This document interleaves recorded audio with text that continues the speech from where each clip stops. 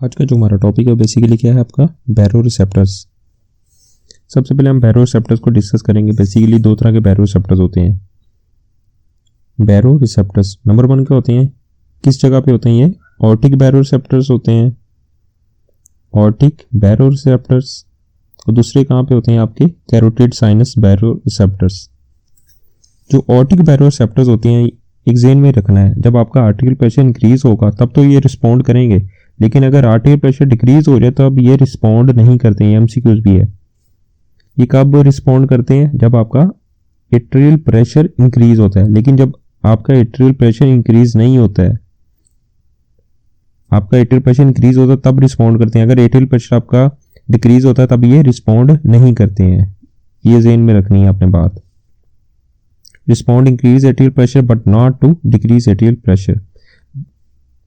ये क्या कहते हैं? आप ये इनपुट किसके जरिए लेके जाते हैं? ये बेसिकली जो ऑर्टिक बैरोसेप्टर्स है इनपुट लेके जाते हैं आपका वेगस नर्व के जरिए।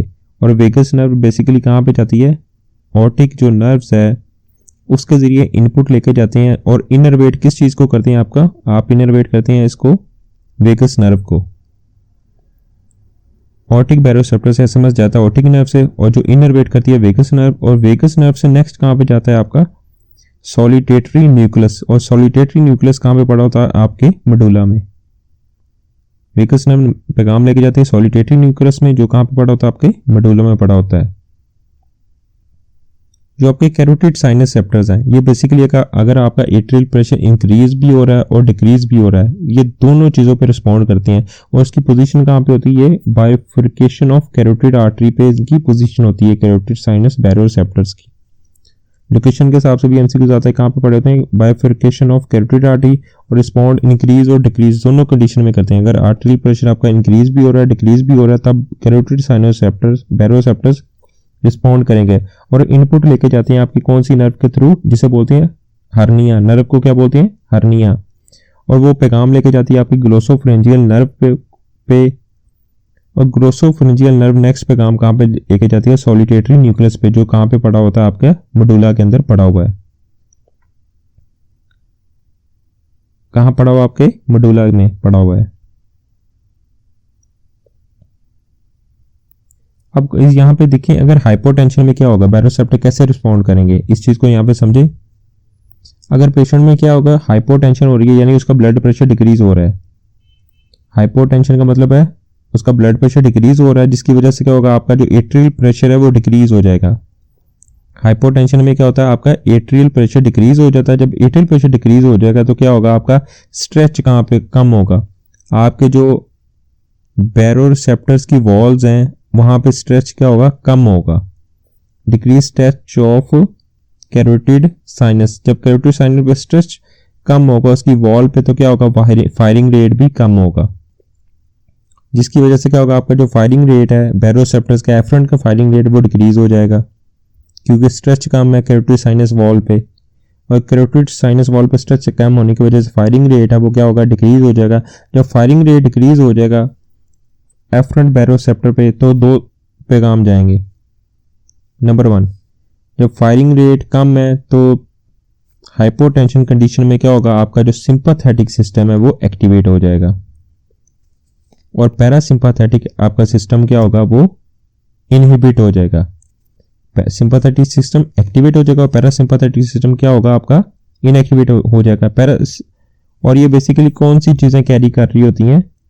जो decrease firing rate afferent baroreceptors को जो इसकी कैरी इंफॉर्मेशन कर रही होती है, वो बेसिकली एट द एंड कहाँ पे जाता है? आपका सॉलिटेटरी न्यूक्लियस के अंदर जाता है, जो मेडुला में पड़ा होता है।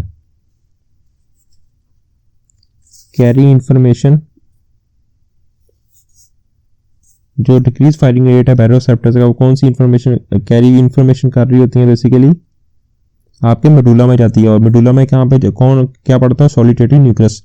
सिंपैथेटिक सिस्टम एक्टिवेट होने का मतलब है आपका हार्ट रेट इंक्रीज है, आपकी कार्डिक आउटपुट इंक्रीज है। कार्डिक आउटपुट के साथ हार्ट की कॉन्ट्रैक्टिलिटी इंक्रीज होगी, हार्ट की कॉन्ट्रैक्शन इंक्रीज हो जाती है, और हार्ट का स्ट्रोक वॉल्यूम भी। Heart rate, cardiac output, contractility और हार्ट का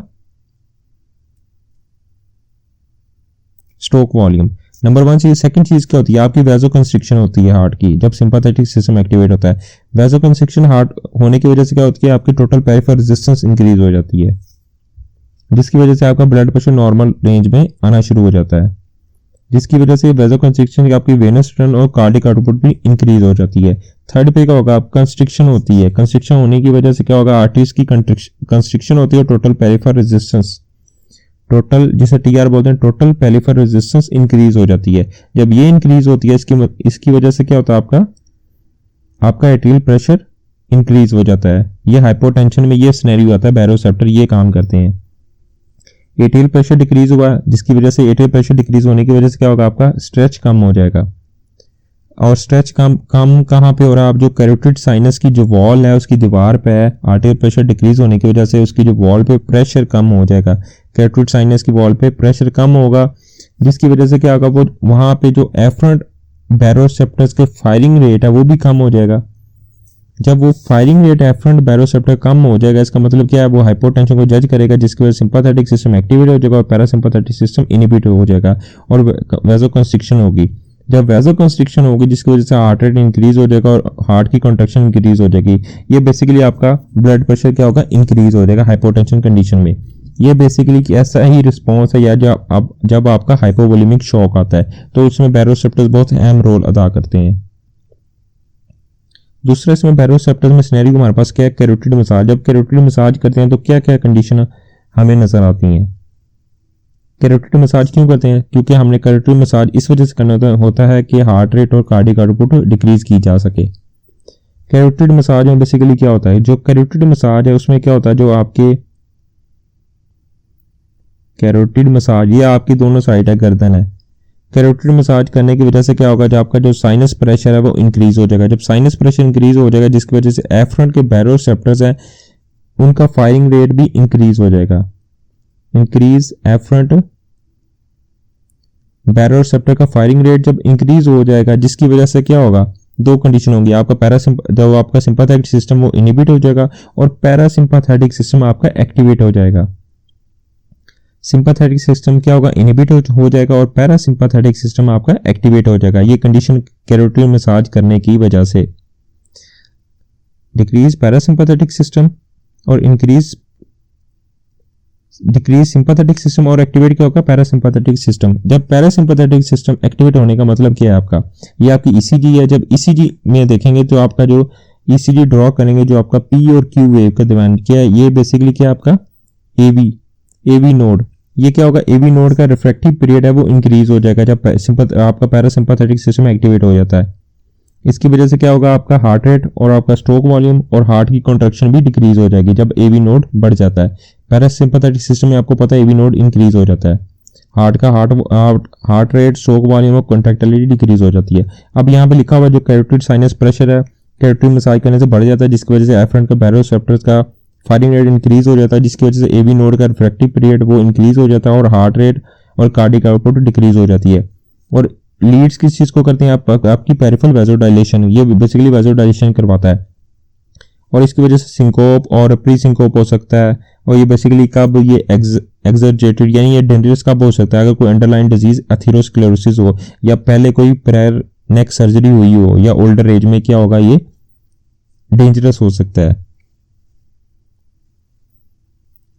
अब थर्ड हमारा जो सिनेरियो है बेसिकली इसको देखें, AV node refractory period increase parasympathetic system activate होने की वजह से क्या होगा, आपका heart rate, stroke volume, contractility और कार्डियक आउटपुट डिक्रीज हो जाती है और वैसोडाइलेशन होती है। जब वैसोडाइलेशन होती है तो आपकी टोटल पेरिफेरल रेजिस्टेंस भी डिक्रीज हो जाती है। थर्ड हमारा जो कंडीशन है यहाँ पे, कुशिंग रिफ्लेक्स पे क्या होता है, बैरोसेप्टर्स। कुशिंग रिफ्लेक्स का 3 ट्राइएड होते हैं। नंबर 1 हाइपरटेंशन, इसमें ब्लड प्रेशर इंक्रीज होता है, लेकिन ब्लड प्रेशर इंक्रीज होने की वजह से क्या होगा, पेशेंट ब्रेडिकार्डिया के साथ भी आता है। जब ब्रेडिकार्डिया के साथ आता है तो क्या होगा, आपके रेस्पिरेटरी डिप्रेशन भी होता है। अगर सिनेरियो में 3 चीजें हैं, इसका मतलब क्या पेशेंट को कुशिंग रिफ्लेक्स है। हाइपरटेंशन, ब्रेडिकार्डिया, रेस्पिरेटरी डिप्रेशन, ये तीनों चीजें बेसिकली क्या है, कुशिंग रिफ्लेक्स करवाती हैं, उसका ट्राइएड में मौजूद होती हैं। अब इसमें बेसिकली कुशिंग रिफ्लेक्स होने की वजह से क्या होता है, देखें हाइपरटेंशन होती है, ब्रेडिकार्डिया, रेस्पिरेटरी डिप्रेशन होती है, इसकी वजह से इंट्राक्रैनियल प्रेशर बढ़ जाता है। जब इंट्राक्रैनियल प्रेशर बढ़ जाता है तो क्या होगा, ये आर्टिकल्स को कंस्ट्रिक्ट करता है और जिसकी वजह से सेरेब्रल इस्कीमिया होता है। इस चीज़ को समझे। यहाँ पे जब इंट्राक्रैनियल प्रेशर इंक्रीज होता है जिसकी वजह से क्या होगा, आपका ब्लड प्रेशर डिक्रीज हो जाएगा।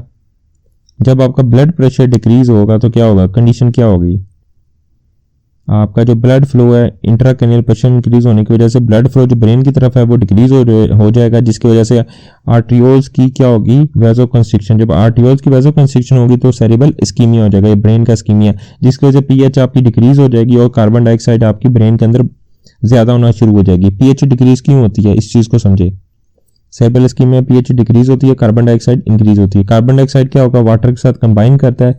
जब वाटर के साथ कंबाइन करता है तो क्या बनाता है, ये H2CO3, और इसको जब हम इसको सेपरेट करते हैं जो H हाइड्रोजन और बाइकार्ब्स हमें मिलते हैं, जब क्योंकि इससे कार्बन डाइऑक्साइड इंक्रीज होने की वजह से क्या होगा, आपके जो हाइड्रोजन आयन है वो इंक्रीज हो जाते हैं। जब हाइड्रोजन आयन इंक्रीज होंगे तो क्या होगा, बेसिकली आपकी पीएच क्या होगी, डिक्रीज हो जाती है।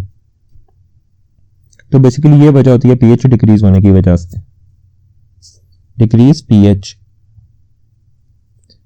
और इसमें बेसिकली क्या होता है, आपका जो पीएच डिक्रीज होने की वजह से क्या होगा, आपका जो सेंट्रल सिंपैथेटिक सिस्टम है वो इंक्रीज हो जाता है। जब वो इंक्रीज हो जाता है, central reflex sympathetic system increase होने की वजह से आपका जो परफ्यूजन प्रेशर है वो इंक्रीज हो जाता है, जिसकी वजह से पेशेंट को हाइपरटेंशन की सिम्टम्स आती हैं। ऑफ कोर्स कार्बन डाइऑक्साइड पड़ी है तो क्या होगा, ब्रेन उसको अपनी बॉडी से बाहर निकालने की कोशिश करेगा, ऑक्सीजन ताकि अंदर आए, जिसकी वजह से आपका क्या होगा, सिंपैथेटिक सिस्टम एक्टिवेट हो जाएगा और उसकी वजह से क्या होगा, आपको हाइपरटेंशन हो जाएगी। जब हाइपरटेंशन होगी तो क्या होगा, आपकी बॉडी आपका जो स्ट्रेच बढ़ जाएगा। जब स्ट्रेच बढ़ेगा आपकी कैरोटिड साइनस की वॉल्स पे, इसका मतलब क्या है, इसका मतलब फायरिंग रेट इंक्रीज हो रहा है। जब फायरिंग रेट इंक्रीज होगा जिसकी वजह से क्या होगा, peripheral reflex baroreceptors negative feedback भेजेंगे। नेगेटिव फीडबैक भेजने का मकसद ये क्या होगा, आपका पैरासिम्पैथेटिक सिस्टम एक्टिवेट करेंगे। जब पैरासिम्पैथेटिक सिस्टम एक्टिवेट करेंगे जिसकी वजह से पेशेंट को ब्रेडिकार्डिया होगा। अब यहाँ पे लिखा हुआ उसने कि इंट्राक्रैनियल प्रेशर क्या होगा, वो आर्टिकल्स को कंस्ट्रिक्ट करता है। जब आर्टिकल को कंस्ट्रिक्ट करेगा तो बेसिकली क्या होगा, आपका central reflex sympathetic system activate होगा, जिसकी वजह से क्या होगा, आपका परफ्यूजन प्रेशर इंक्रीज होगा। जब परफ्यूजन प्रेशर इंक्रीज होगा तो क्या होगा, आपका स्ट्रेच बढ़ेगा। स्ट्रेच बढ़ने की वजह से क्या होगा, पेरिफेरल रिफ्लेक्स बैरोसेप्टर्स क्या करवाएंगे आपको, ब्रेडिकार्डिया। तो ये था आपका टॉपिक बैरोसेप्टर्स।